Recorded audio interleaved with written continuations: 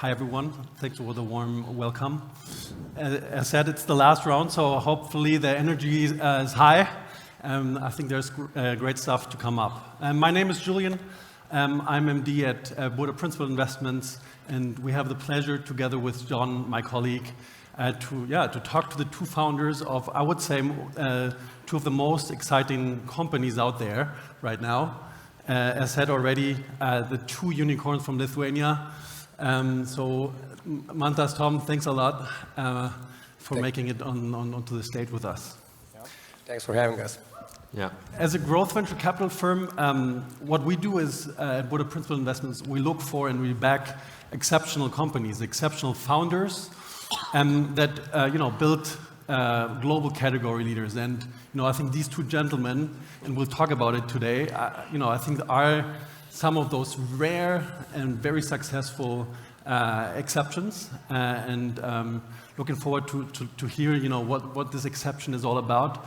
And so anyone who wants to found a company at some point, or maybe even become an investor, hear what they say. Yeah. Hi everyone. Also from my side, I'm John, the CPO of Burda Principal Investments. Usually I'm working with our portfolio companies, try to help them identify the key success areas and how to strive towards them. Also, of course, looking out for new unicorns to invest in. Super happy that two of them are here today, and we are very proud to be investors here. Two strikes in a row for you Two guys. strikes in a row, yeah. One Nice. just a recent one, and one 2015 we invested. Yeah. So quite a long journey we went together. I come from a product background. I worked for a couple of companies, leading product and tech. One of those was Vinted. So this is where we met, 2016. I looked it up. And ever since, super happy to be part of that team, I have to say.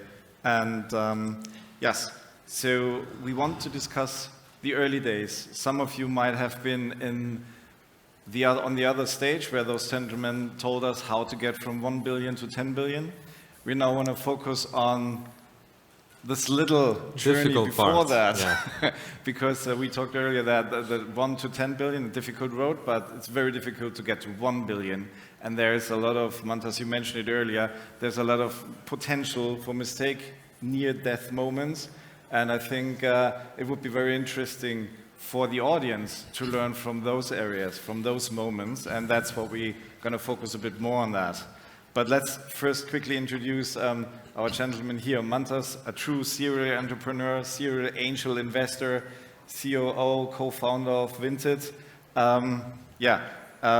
As mentioned, we met a couple of years ago during difficult times at Vinted. So I think this is one of those moments where not everything went well. Maybe John was leading product at Vinted for some time. Product, tech, customer During support. probably the most difficult period in the company. So we share some pain together. So, and I think we learned a lot, and that is maybe helpful for some of you guys during going through similar periods. So this is what we want to make sure that this is spread. And so, again, Mantas, thanks for having you here, and very happy to share that knowledge. Let me quickly introduce you, Tom. To be honest, I think the intro could be very similar. Why? Because you're also a real entrepreneur, as I said, a serial founder, a company builder, and obviously also an angel investor. And I think Tom is also one of the most active and most important supporters of the startup scene in Lithuania. In 2012, Tom founded with a few friends a VPN service only, and that over time he actually built into a billion-dollar company, and not just with a VPN, but obviously way more services around it. And he did that actually, and I think that's most notably bootstrapped, including some M&A. So he bought other companies with his own money. I said it before, we like exceptional founders, and I think you did it your way, you did it in an exceptional way, and that's basically what an exceptional founder only would do. And so just 1 month ago, Nord Security raised its ever first money, and it made it to an evaluation of 1.6 billion. So the second unicorn next to Vinted. We're obviously proud also to be part of it. It's just the beginning, I think. Yeah, thank you. Super happy, to be here. I just, quickly just wanted to, we've been listening for the startup pitches for, after our panel while we were waiting for here. And, I was telling to Mantas, you guys, are doing such a, tough job, incredible, job pitching here on stage. I know how tough it can be and, it's hard, it's stressful.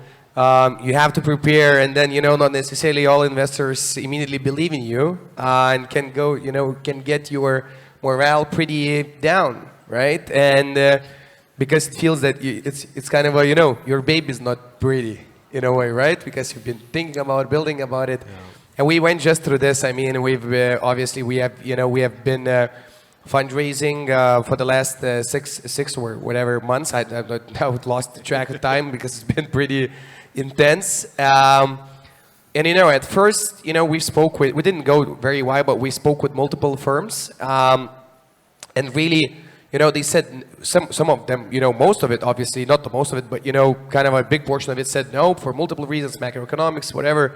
But then I understood that, only few really got into the product and really cared and asked about the product. They looked about revenues, unit economics, retentions. And I said, why the F? No one's asking about product. They don't care about, my baby or what. So it's a tough job. Don't get, your morale down. If you don't get, something out of here, it's part of a bigger journey. It takes time, investment, getting investment is hard. I haven't done that before. It's just, it's just my just my last, this was first time, and I've lost my voice. You see, it's not because of partying after the investment, but it's because it's been pretty intense time. So really, big respect to you, and just don't forget to keep pushing. Okay? Yeah. Thanks, guys. Yeah. I think that's a perfect bridge to my first question, which is, now I'll raise it to you, Tom. What were the first, in the very early days, the biggest challenges? What went wrong, fuck ups, and what actually? I guess you already said it a bit, but what was it that ultimately made you successful? Yeah. I mean, I don't want to, repeat myself. Like, if you always have to pivot, and we've been talking on that stage for a while. Look, it's when we started, it was different dynamics, different area, and we couldn't, raise any capital because they, Baltic states were not on the map, right? No one knew where Latvia or Lithuania is. Those things definitely changed. Access to capital is here. Look, these, top tier investors are here in Riga, talking here and, looking and listening at you. So they're looking for the, third unicorn Lithuania, second unicorn in Latvia, and they're here. The capital is here, and the support is here. And when we were looking for, back then, we were not looking for money, we were looking for partners, but the partners were, not there. They were kind of more local and, very focused players. And we thought maybe we should, do it on our way and bootstrap it if we can maintain that. So I'm not sure what's kind of, Mantas can tell whether it's bootstrapped way or, investment way is better, but along the way we had so many, fuck ups and, disaster times. We've been pretty small company, and we accidentally spent on Google, $100,000 by misclicking some clicks. It was, but after that, believe me, no one misclicked those clicks anymore. But you learn out of those things, and it comes stronger. Hiring, firing. I think kind of the biggest mistake I've done is I didn't fire toxic people quickly enough. I did afterwards. We don't have any more, but for some it took me year and a half when I had to fire after 6 months or 9 months, because I thought maybe they can come back, or maybe it's something about they're feeling bad at home. But usually it's it's in DNA. So I think that was the key that really got us a bit slower where we went faster. So I think that's kind of a very important thing to have in mind. But I think it's super interesting to hear, and I guess this the firing people faster is probably something that an early founder needs to learn, because it's obviously a tough one. Still, all these things probably is something that all these 50 companies will face or are facing.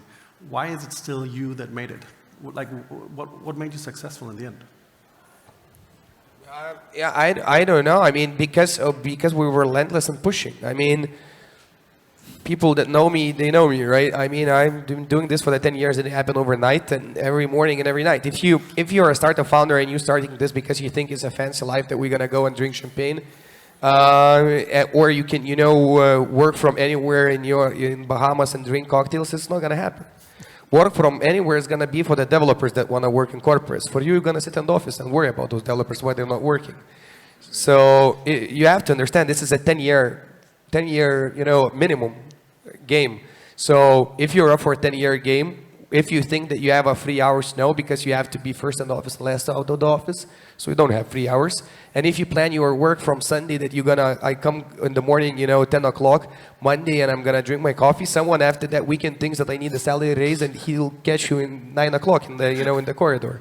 And your calendar is ruined. So, that's what you have to understand. That's what's going to happen. Yeah. Right. But if you're up for it, then, Mantas for sure is going to invest into you. No, he told me. He told us in the other room, right? Yeah. Mantas, anything from your side to add? Basically on, challenges, fuck-ups, reasons why you did it? Yeah, so our story maybe is like, in a way, unique that we had way too many of those fuck-ups. And it's like, really number of near-death experiences, but I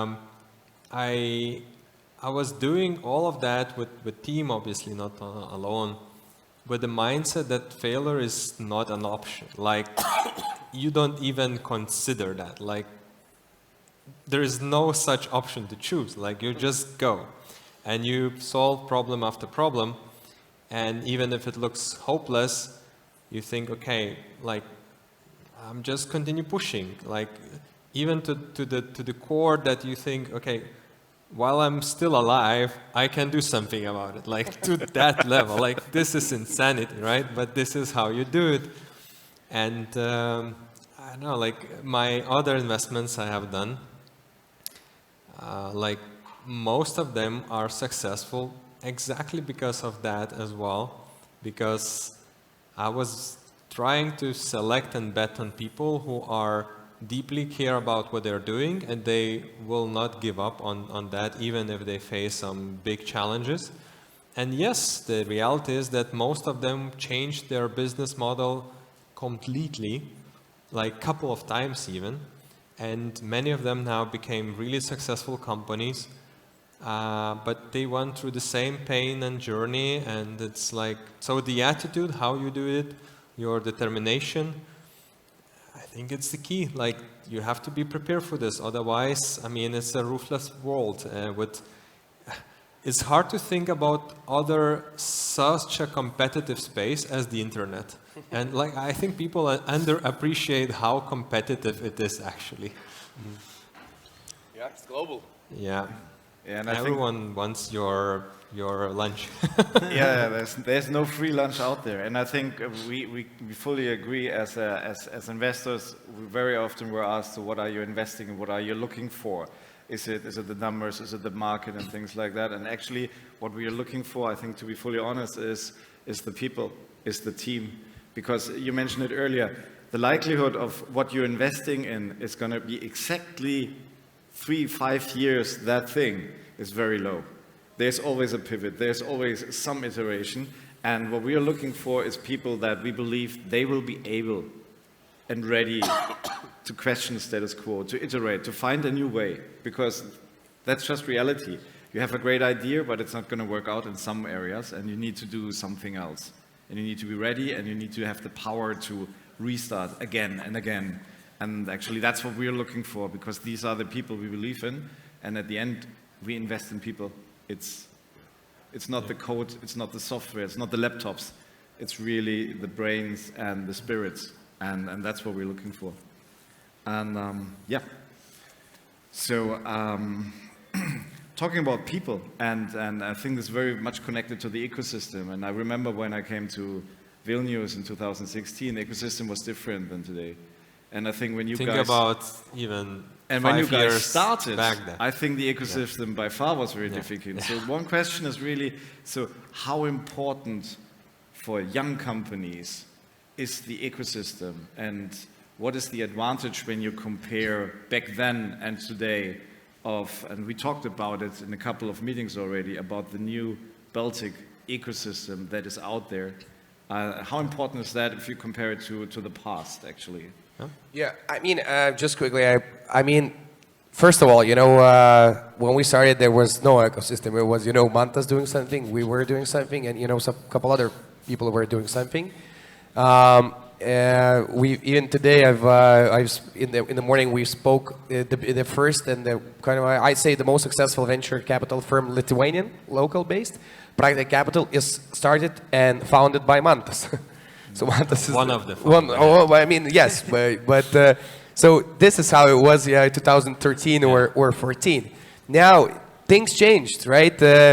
We got introduced, to when we did this fundraise. Mantas helped us a lot. He went through this. How many, investors you have now? It's you got me here, like 5, I guess. 5, yeah. So, but I mean, he introduced us to people. He, introduced. I think we also knew each other from that same space. And now, when the next, unicorn or another startup comes in, Mantas is one of the biggest angel investors, kind of in terms of volume in Lithuania. We invest as well. We have a separate arm for accelerator where we could, have value added and support people and ecosystem. And this gets spinning, and this flywheel goes. So it's very, very straightforward. Network is different, experience is different, network reach, access to capital. So it's very, very critical, I'd say. So maybe one thing to add on top of that. So ecosystem is extremely important, and I think it's a game changer. What surprised me, and this is the advice, because I'm trying to be useful here on this scene, is what surprised me is that how few people came to me and tried to get like good one-on-one advice on stuff like from early stage companies, right? So I see that there is ecosystem. It's kind of given for many of them who started their startup like a couple of years ago. But I don't see them aggressively leveraging this ecosystem, right?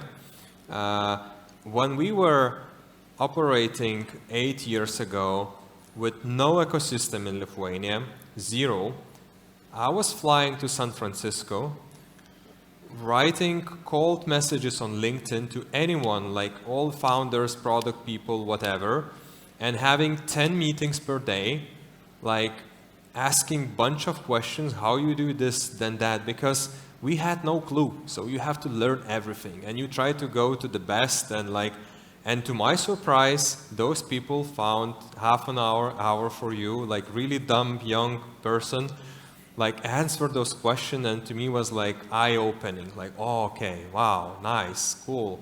So do that, guys, like leverage that ecosystem. Like it's critical, and it's knowledge sharing. Really inspired me what I saw, what was happening in San Francisco like 10 years ago.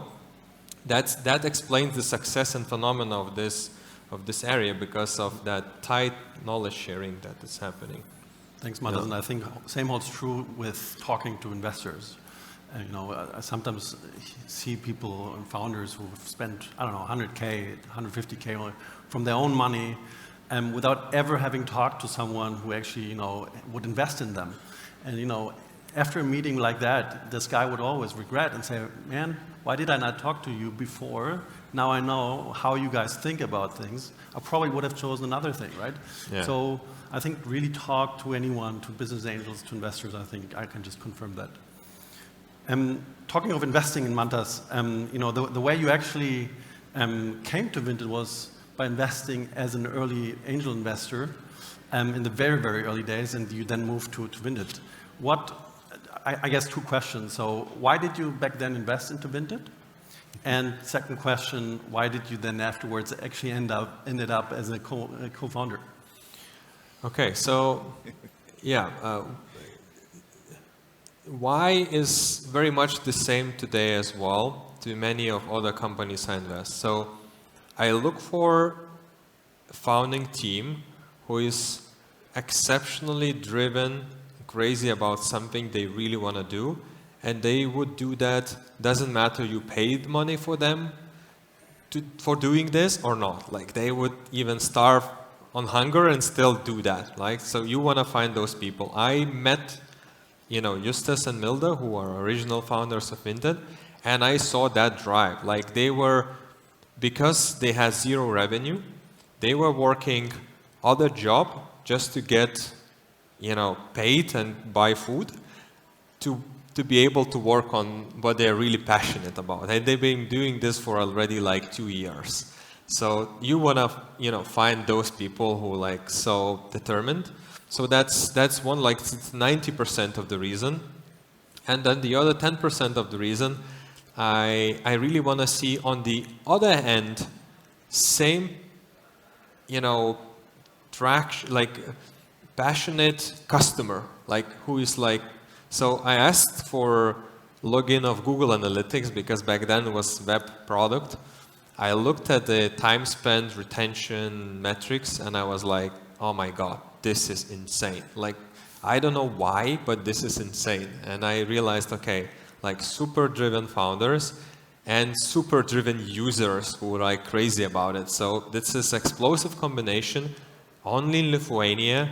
It's a pity that it's only in Lithuania. We have to scale fast and go to other markets, right? So I was so convinced that, and so crazy as well, that so back then I sold other company and I put almost 90% of proceeds to that, and I led seed round of Vinted myself, like just alone.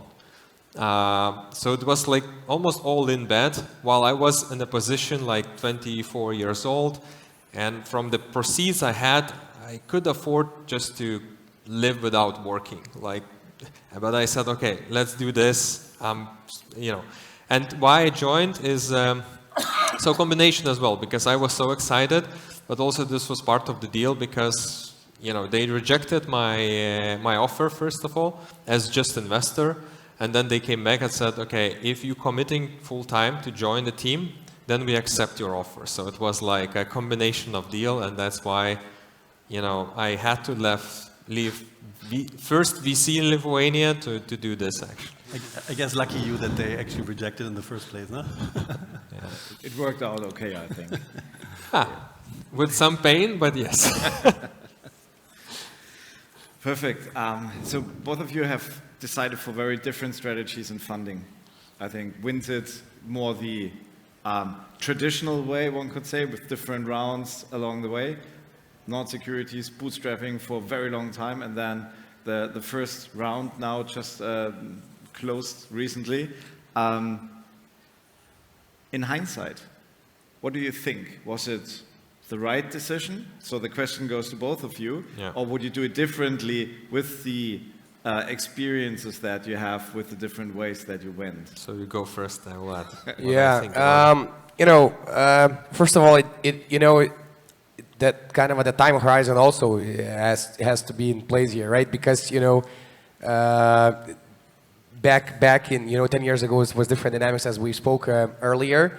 But in my view, what I think is really happening that, and it's not about us, about our story. You can read online. I think there was pretty lots of already covered. But my suggestion is, I think that the kind of a perception where it's going is not right in my view. Because if you go in the very, very early days, and investors won't like this, and you guys maybe agree, disagree. But I think raising pre-seed or seed without product market fit and then diluting when in the Series A you have only 10% or 20% is not something that you're gonna be motivated on the long-term basis. And also investors they are looking for product market fit, and pre-seed seed is gonna be rejected many times. You don't have no traction, nothing. My opinion is if you can get to that product market fit, first revenue, first traction, first some numbers, and then start raising, this is the right timing, right? Because then you're gonna have different talks, you're gonna have oversubscribed round, you have different morale, the team is different boosted. If you go very early, you're gonna crypto's done that, right? You raise money, and then you get the money already with liquidity. That's the biggest problem with crypto. And then you need to create a product. Why I have to create a product? Liquidity is there. Someone already bought it, and that's it, right? So where's the motivation behind it? So I think really, try to do everything, in my view, as close as possible to product market fit, to revenue, to kind of attraction, and then go raise. Because you're gonna go into the raising, and raising is tough, and it requires time and efforts. Just go build products rather than go raising. And it works. I'm talking from my perspective, but look at checkout.com, right? The most valuable private company in Europe, I think, is $40 billion valuation. I know the founder we WhatsApped yesterday. He controls 75% still of the company. Series C, they raised 1.2 billion. They have on the balance sheet 1.4 billion, 40 billion valuation. He controls 75%. And he only started raising after 10 years because he managed to do it. So you're in different, position, in different spot. And also the investors in later stages, they also like it, because we show that we can do it, right? That it's possible.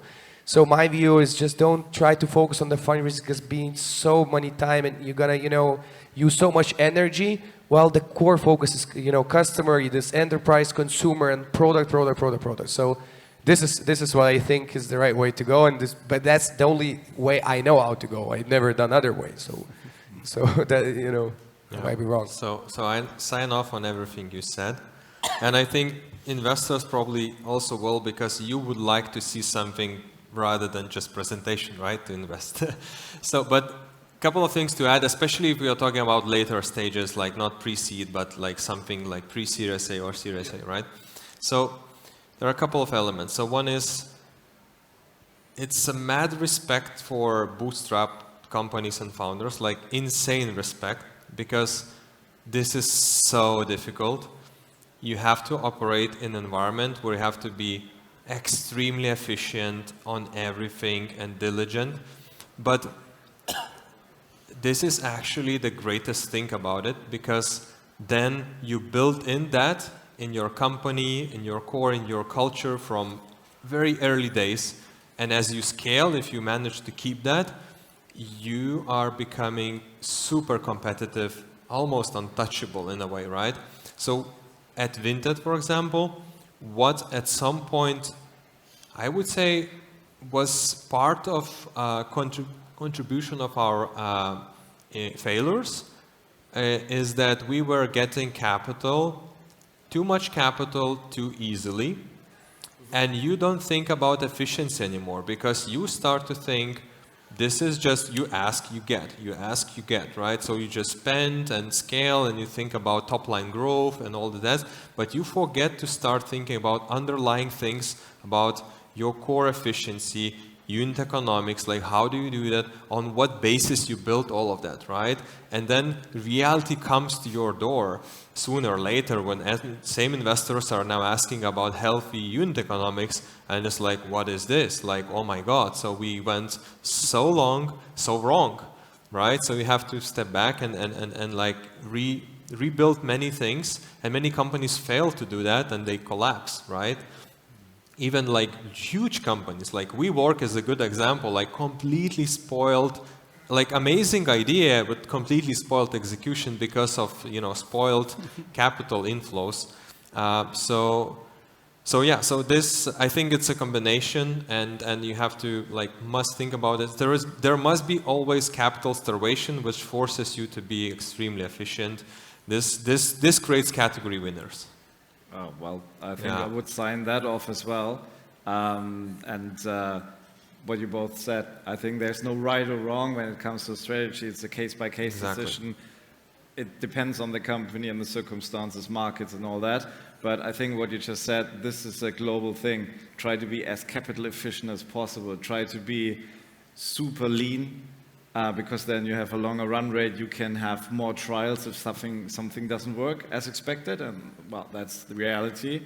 And so I think maybe just to add, and look for an investor that adds value. So think of the board meetings that you'll have. Do you really want to have those every month, every 6 weeks in front of you. What do they add, right? I think that's also an important part in both directions. Yeah, look for the critical investors, the ones that are just saying, well, that's great, here's the money. Usually they bring you nowhere because you need the ones that ask the tough questions, I think. Yeah, I think the time is already up, unfortunately. So is there any question from the audience that you would like to raise? Now that is the perfect timing. Grill the guys. Dinner time, I see. Okay. So I think... Thanks, everyone. Thank you very much. Thank you, guys. Keep pushing. Yeah.